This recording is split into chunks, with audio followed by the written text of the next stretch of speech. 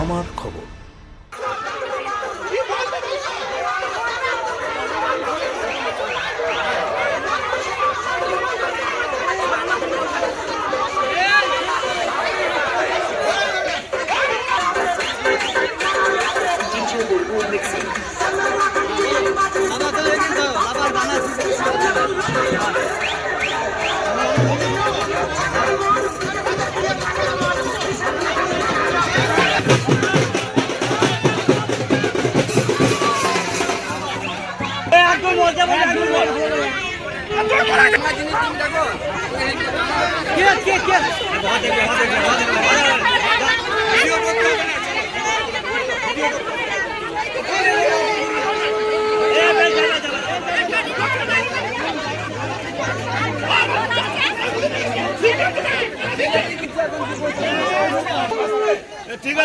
লাভপুর বিধানসভার অন্তর্গত উত্তর দুর্গাপুর গ্রামে প্রচারে গিয়ে বিক্ষোভের মুখে পড়লেন তৃণমূল কংগ্রেসের প্রার্থী অভিজিৎ সিনহা।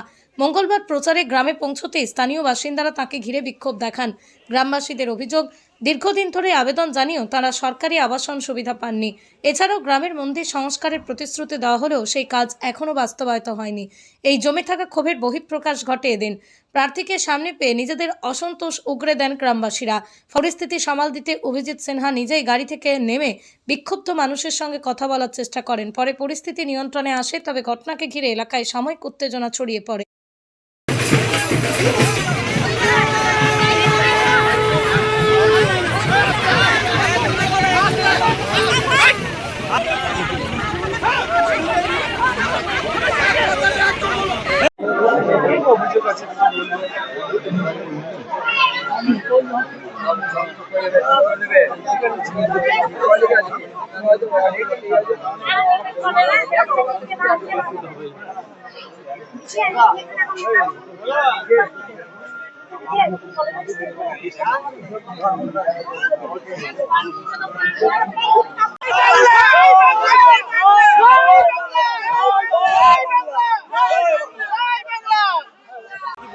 আজকে বললাম আমাদের ধর্ম ঘটটা আমরা করতে পারছি না, আমরা গরিব মানুষ, তাহলে আমাদের ধর্ম ঘটটা ঠিক করতে হবে। বলছে বেশ, তাহলে ভোটের পর আমরা ঠিক করবো। খালি ভোট চলে যাচ্ছে আর কোনো কিছুই নাই, কোনো কিছুই পাওয়া যায় না। চারটি কলাই আসছে, একটু কাপড় আসছে, একটু কম্বল আসছে, একটু বাদাম আসছে, সব আপন আপন নেতারা ঘর ভরে নিচ্ছে। আমাদের এখানে কেউ কিছু পাই না, আর যারা একবারই কেউ কিছু পাই না, আর যারা ঘর না না কারা ঘর বাবা ব্যক্তিও তারা ঘরও পাই নাই, একবারই ঘর পাইনি। বাবা আমার একটা হ্যান্ডিক্যাপ ছেলে আছে, স্বামী নাই, তাহলে একটু ঘর দাও, ঘরের লেগে বলছি। আজকে কি জানালেন বিধায়ককে? বললাম তো বাড়িগুলো দেখার জন্য যে ঘর নাই আমাদের, তাহলে একবারই পাই না, একবারও পাই না। এর জন্য রাস্তা আটকেছিলেন? হ্যাঁ, একবারই পাই না বাবা ঘরের লেগে। কোনো আটকানো নয় ওদের, আস্তে আস্তে মায়ের আস্তে, কোনো আটকানো নয় ওদের। আমার প্রতি বিশ্বাস আছে। এখানে একটা ধর্মরাজ মন্দির ভেঙে ভেঙে পড়ছে। এই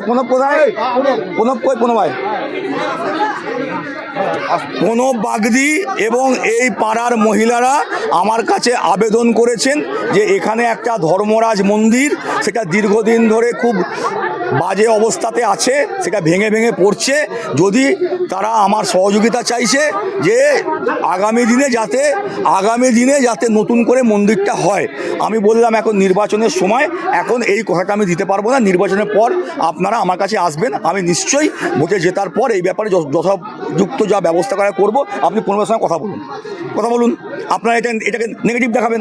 ওদের মূল দাবি হচ্ছে এখানে যে ধর্মরাজ মন্দির ওদের এই পাড়ার, সেই মন্দিরটা যাতে করে দিতে হবে। কিন্তু এখন নির্বাচনের বিধি চলছে, আমি তো সেটা বলতে পারবো না। ওদের মূল দাবি প্রণব বাগদি এই পাড়াটা দেখে, আমি বিধায়ক এসছি, ওদের আবেদন, এটাকে আপনারা নেগেটিভ দেখাবার চেষ্টা করবেন না। যে ওদের বিশ্বাস আস্থা আমার প্রতি আছে, যার জন্য ওরা আমাকে বলেছে যে দাদা আপনি এসছেন, আপনি একবার নেমে এই ধর্মরাজ মন্দিরটা দেখুন। হ্যাঁ, ধর্মরাজ মন্দিরের অবস্থা খারাপ, এটা সত্য কথা। এবং ওরা কিন্তু যেহেতু এখন নির্বাচন বিধি চলছে, তাই খুব স্বাভাবিকভাবেই, তো সেই জন্যে এখন এই পরিস্থিতিতে মন্দির করা সম্ভব নয়। নির্বাচনের পর আসবে, প্রণবের নাম্বার আমি নিয়ে নিয়েছি, আপনি পূর্বের সঙ্গে কথা বলুন। আচ্ছা দাদা, এরা অভিযোগ করছেন এরা কোনো বাড়ি ঘর 100 বার কেন্দ্রীয় সরকার টাকা দেয় না, কেন্দ্রীয় সরকার টাকা দেয় না বলে যে বাড়িগুলো হয় না, কেন্দ্রীয় সরকার টাকা দেয় না বলে যে বাড়ি হয় না। মমতা বন্দ্যোপাধ্যায় বাংলার বাড়ি নতুন যে প্রকল্প সেটা চালু করেছেন এবং রাজ্য সরকার তার নিজস্ব টাকা থেকে দিচ্ছে। অনেকের বাড়ি হয়েছে, কিছু বাড়ি বাকি আছে, নিশ্চয়ই আগামী দিনে হবে। এটা কেন্দ্রীয় সরকার বিজেপিকে জিজ্ঞেস করুন কেন 100 দিনের কাজের টাকা বন্ধ, কেন প্রধানমন্ত্রী আবাস যোজনার টাকা বন্ধ করে দিয়েছে, বিজেপিকে প্রশ্ন করুন। আর গরিব মানুষের বাড়িটা না হওয়ার কারণ বিজেপির কেন্দ্রের সরকার, মোদী সরকার।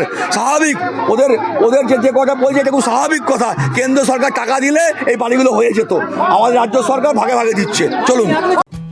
বীরভূম জেলায় সেনকো গোল্ড অ্যান্ড ডায়মন্ডসের মেগা শোরুম এখন বোলপুরে নতুন রূপে শান্তিনিকেতন রোডের উপর ইয়েস ব্যাংকের কাছে। দক্ষ কারিগরিতে তৈরি হালকা থেকে ভারী ওজনের আধুনিক ডিজাইনের সোনা, হিরে, প্লাটিনাম, রূপোর গয়নার বিপুল সম্ভারের সঙ্গেই দ্বিতল এই শোরুমে রয়েছে কস্টিউম, জুয়েলারি এবং গ্রহরত্ন। বিভিন্ন সময় আকর্ষণীয় নানান অফার তো আছেই।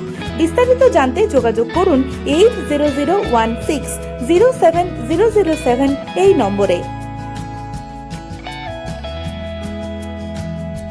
দেখতে চোখ রাখুন আমাদের ফেসবুক ও ইউটিউব চ্যানেলে।